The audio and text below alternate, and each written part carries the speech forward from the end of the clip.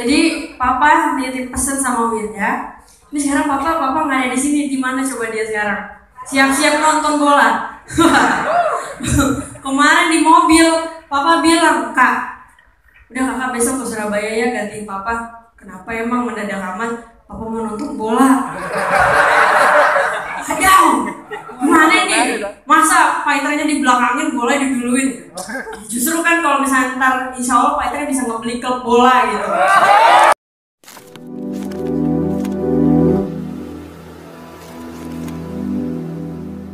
Assalamualaikum warahmatullahi wabarakatuh. Welcome back to my channel Teknudi. Ya teman-teman, kemarin kita ngomongin Python, ngomongin pesantren yang baru dirilis sama ya keluarga Mansur gitu ya. Jadi di sana ada Wirda, yaitu Darul Mansur. Nah, selain Darul Mansur ini ada darul-darul lain yang mungkin sepertinya kayak apa ya, dipersiapkan untuk ya kemungkinan yang terjadi di masa yang akan datang gitu ya, mungkin oleh Yusuf Mansur dan kawan-kawannya, agar ketika terjadi clash atau terjadi rungkat atau gimana, mereka masih survive gitu ya, karena sudah dialihkan ke role bisnis yang lain atau dialihkan orang-orangnya untuk menguasai bisnis yang lain, atau bisnis yang itu diserahkan kepada orang lain. Jadi teman-teman, perlu kita ketahui, kita kemarin kan bicara soal Wirda tentang jadi ikon atau misalkan di sana jadi pentolan baru di Darul Mansur, tapi sebenarnya itu sudah dipersiapkan lama teman-teman. Kenapa? Karena memang kemungkinan yang akan terjadi ke depan, Yusuf Mansur itu sebenarnya sudah mengetahui. Kenapa saya katakan seperti itu? Ya karena kata Pak Iqbal, ya dia tahu katanya nanti bagaimana kalau umat marah gitu ya, tinggal minta maaf, dan dia tahu cara strategisnya. Dan ini kata Pak Iqbal itu ya. Nah teman-teman, kalau kita lihat dari hal sudut seperti itu ya, dari sudut pandang seperti itu, maka alangkah lebih baiknya kita melihat lagi yang lebih jauh lagi tentang persiapan Yusuf Mansur ini untuk Widak ya teman-teman. Sebagai contoh kita lihat dulu videonya, yuk check it out. Jadi papa nitip pesen sama Wirda. Ini sekarang papa nggak ada di sini. Di mana coba dia sekarang? Siap-siap nonton bola. Kemarin di mobil papa bilang, "Kak, udah kakak besok ke Surabaya ya gantiin papa." Kenapa emang mendadak amat? Papa mau nonton bola. Ayo, gimana nih? Masa fighternya dibelakangin, bola diduluin? Justru kan kalau misalnya ntar insya Allah fighternya bisa ngebeli klub bola gitu. Bisa diakuisisi gitu. Kalau alasan aja biar bisa nonton ini mah. Ya alhamdulillah sekarang papa ada di Jakarta dan kita tukeran posisi, sekarang Wirda di Surabaya. Gini, kadang tuh kalau misalkan ada seorang ayah yang punya anaknya tuh dipersiapkan supaya bisa gantiin bapaknya kapan aja.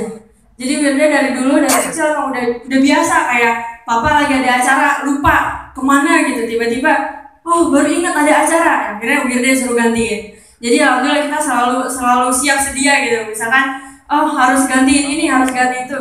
Dan lalu sore ini senang banget karena ini acara Python ya.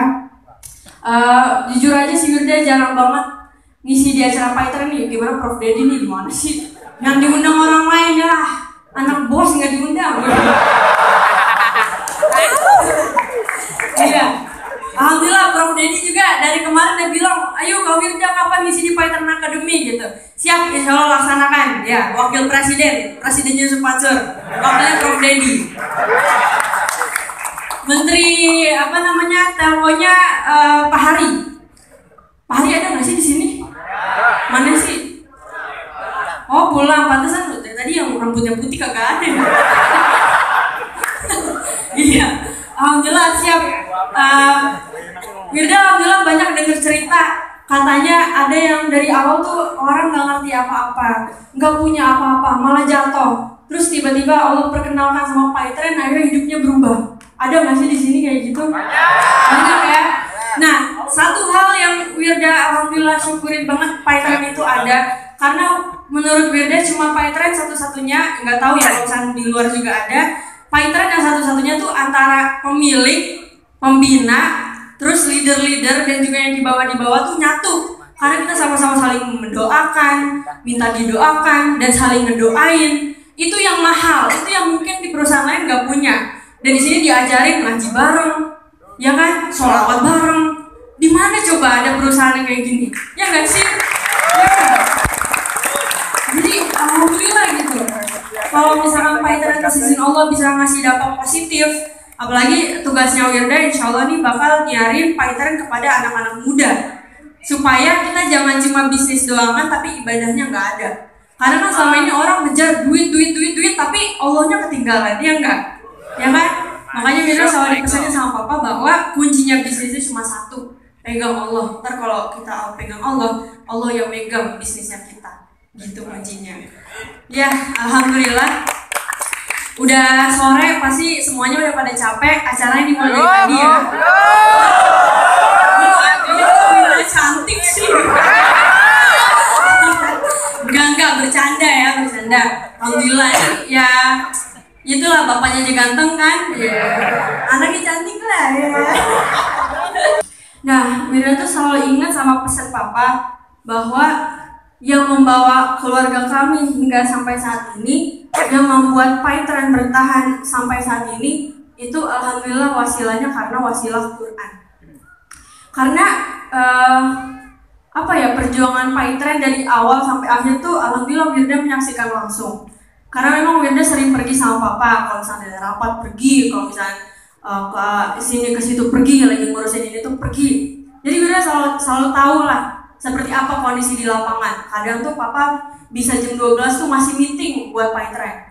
Pulang-pulang kita jam 1 pagi. Itu tuh sebuah rutinitas gitu. Apa-apa kayak Papa tuh sangat memperjuangkan Pahitren banget. Sangat benar-benar terjun di lapangan langsung. Kalau ada apa dia jalan sendiri, kalau ada apa dia jalan sendiri, kalau ada apa dia jalan sendiri. Jadi alhamdulillah kasih Allah Wirda melihat bagaimana Papa benar-benar ngejagain Pahitren tapi dengan Quran gitu. Alhamdulillah kita juga punya pasukan banyak di Darul Quran kan. Ada santri dan alhamdulillah mitra-mitranya juga soleh-soleha. Jadi menurut Wirda jika ada satu masalah itu insya Allah tidak akan memberi efek apa-apa. Kenapa? Karena army kita tuh jauh lebih kuat daripada masalah itu sendiri. Insya Allah. Apa sih army itu? Apa sih? Kita punya ini yang mungkin tidak dipunyai juga oleh perusahaan lain, di mana karyawan-karyawan kita juga pada ngaji, karyawan-karyawan kita pada hafal Quran, pada ngafalin Quran, pada baca sholawat, pada doa. Ini kekuatan yang sangat mahal. Jadi Wirda ngerasain kalau misalkan ada masalah itu nggak pernah lama, cuma bentar lah paling. Semua kan tentu ada proses, tentu ada ujian gitu kan. Waktu imani lagi diperjuangkan banget, Wirda tahu banget kayak apa kondisi di lapangan. Imani gitu kan. Terus Papa bilang sama Wirda, udah Kak, kamu sholat doain ya buat Imani, doain buat Papa, doain buat mitra, doain buat semuanya di Pahitren, baik mitranya maupun yang kerja dan segala macam. Oke, kita pasang badan, doain betul supaya Imani benar-benar keluar. Berjalan 1-2 hari sampai seminggu, 2 minggu, 3 minggu, kan awalnya dikasih tahu nanti Imani tunggu turunnya tanggal segini gitu, tapi ketunda lagi. Terus kita hajar lagi pakai ngaji, pakai salawat, ketunda lagi. Hajar lagi ngaji, salawat, ketunda lagi. Sampai akhirnya benar-benar diresmikan bulan Juni dan panitia pelaksana acara itu adalah Wirda sendiri. Alhamdulillah. Semuanya dari mulai panggungnya, dari mulai tendanya, sound system segala macam, sampai penerimaan tamu segala macam tuh alhamdulillah Wirda turun tangan sendiri. Jadi alhamdulillah walaupun tidak terlalu terlihat di spotlight bahwa ini ada Wirda gitu. Tapi insya Allah Wirda berjanji akan melakukan apapun untuk menjaga Pahitren dan akan berkhidmat untuk Pahitren. Oke, itu dengan videonya. Nah teman-teman, kita kan tahu ya si Wirda ini, kalau yang awal ini bahkan dia sangat tidak mengerti apa itu Pahitren gitu. Kenapa? Karena kalau kita lihat dari cara dia bicara menjelaskan Pahitren, bahkan dia nggak ngerti sebenarnya Pahitren itu apa gitu ya, dan bagaimana dia tahu urusannya ya cuma antara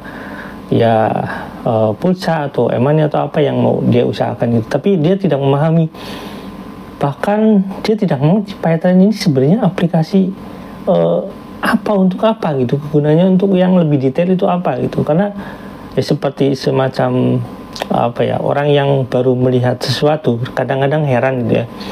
Kita melihat bangunan tinggi gitu heran, ya sama aja mungkin posisinya seperti Wirda Mansur ini. Bahkan mungkin Yusuf Mansur sendiri tidak paham bagaimana role model PyTrain ini yang seharusnya dia kembangkan gitu ya. Kenapa? Ya basicnya bukan dari teknologi, bahkan mungkin ngomong basic bisnis juga bukan, karena bisnisnya kan kayak kita ketahui bisnis-bisnis yang dibangun Yusuf Mansur itu dipegang oleh banyak orang gitu ya. Dan Yusuf Mansur cuma ya kalau Pak Iqbal bilang ya nyari sedekah dan dikesanakan gitu, itu ibaratnya gitu ya. Nah, kalau kita lihat di sini ya teman-teman, ketika terjadi mungkin dianggap bisa dikatakan itu crash ya, karena ini ada sebuah data ya, sebuah data ini data perubahan ya, data perubahan yang muncul di tahun-tahun dimana kondisi PyTrain itu sudah hampir bangkrut gitu, atau mungkin udah bangkrut cuma nggak dijelaskan gitu. Di sini ada data perubahan di Februari di 2021 ya, ini teman-teman, ini angkanya segitu ya.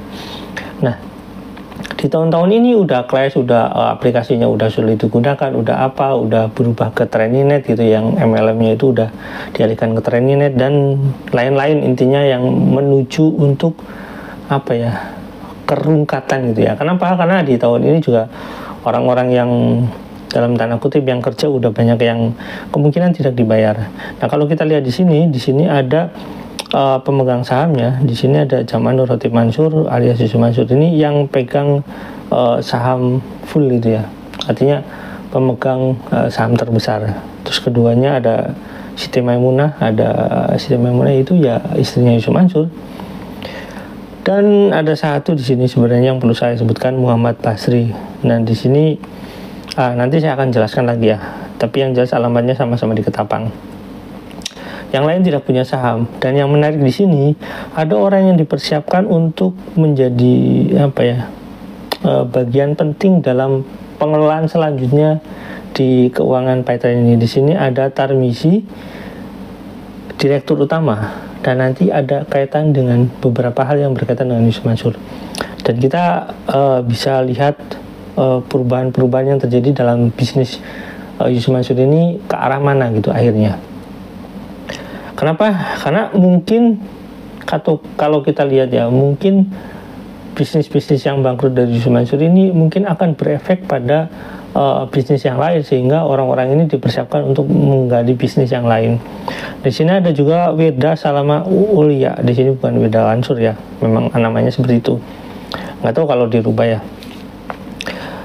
Di sini dia sebagai direktur. Nah, teman-teman, saya katakan seperti yang kita ketahui, Yusuf Mansur ini memang mempersiapkan Wirda dari lama gitu untuk akhirnya mengalihkan, saya nggak tahu ya mungkin bagaimana konsepnya, akhirnya mengalihkan bisnisnya ke Wirda Mansur. Ya wajar aja karena dia anaknya. Tapi gini teman-teman, maksud saya, Yusuf Mansur itu paham kalau bisnis-bisnis yang akan dia lakukan itu mungkin akan terkendala di waktu yang akan datang, karena ya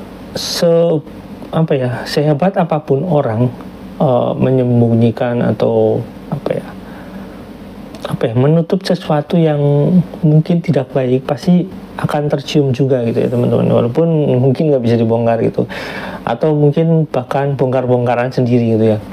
Nah, seperti yang kita ketahui awal-awal ya, kalau kita lihat Wirda Mansur ini atau Wirda ini melihat PyTrain ini, mereka itu bahkan tidak mengerti, atau dia tidak mengerti apa sih sebenarnya tujuan PyTrain itu berdiri gitu. Hanya tahu pokoknya growth-nya segini, hanya tahu pinginnya begini, hanya ingin ini seperti ini, hanya ingin perusahaan ini seperti ini, hanya seperti itu, tanpa mengetahui basic dasar bisnis itu bagaimana berdiri.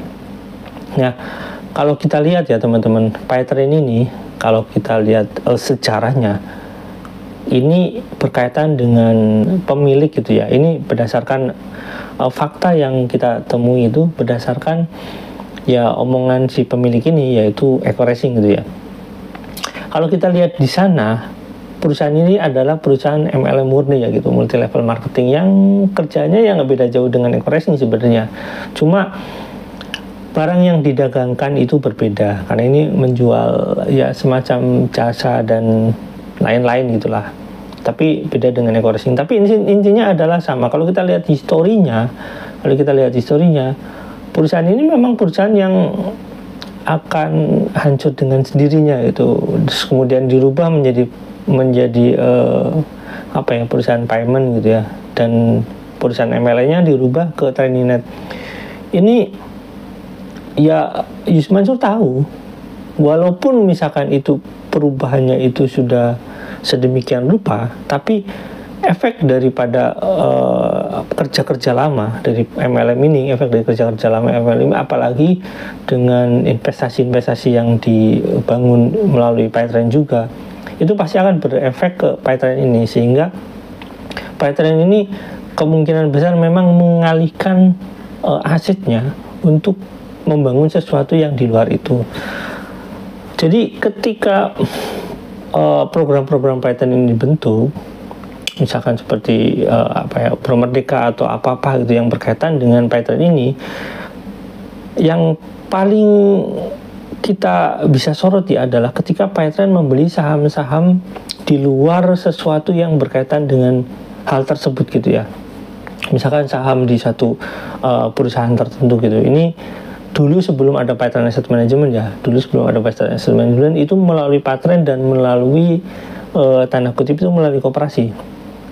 Nah, saya tidak tahu apakah penempatan Wirda Mansur di sana itu sebagai direktur atau apa, saya tidak tahu. Dan apakah Jody dalam hal ini Warung Sik ini yang sangat dipercayai Yus Mansur ini juga ikut dalam hal seperti itu ya, dalam hal kaitannya dengan jual beli saham itu, saya tidak mengerti.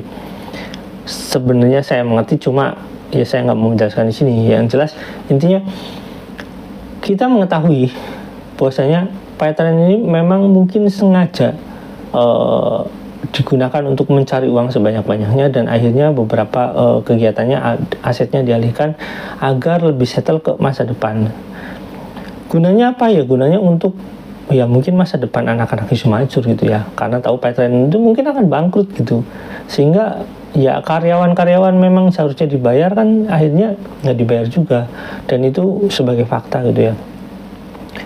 Oke teman-teman, jadi kalau kita lihat di sini, Wirda Mansur atau orang-orang yang berkaitan seperti saya sebutkan tadi, Tarmisi atau saya sebutkan Jody itu yang berkaitan dengan bisnis Yus Mansur itu, ya Yus Mansur ini mengerti bahwasanya dia itu tidak akan settle seperti orang-orang pembisnis lainnya yang berjuang sedikit demi sedikit dengan bisnis yang real gitu, yang jelas gitu, yang ngumpulin uangnya dengan laba sedikit demi sedikit.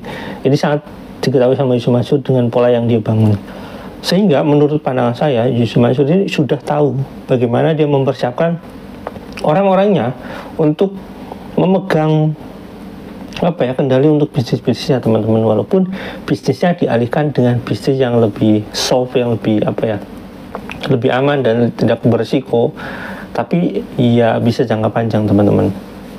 Dan ini mungkin pikirannya bahwasanya dulu sebelum ada follow the money yang dilakukan oleh ya lembaga anti pencucian uang itu Yus Mansur nggak berpikir ke sana. Tapi kita ketahui bahwasanya masih ada lembaga yang bisa menelusuri bagaimana uang-uang itu bekerja, sehingga apapun tindakan yang dilakukan oleh seseorang, baik itu secara keperdatan atau secara pidana, itu bisa di tracking uangnya kemana gitu ya teman-teman. Jadi ya kita sabar aja, karena momentum atau keadaan-keadaan di mana orang-orang yang terzolimi ini mendapatkan sesuatu hak yang harus dimiliki, itu biasanya kita tidak pernah mengetahuinya dari mana.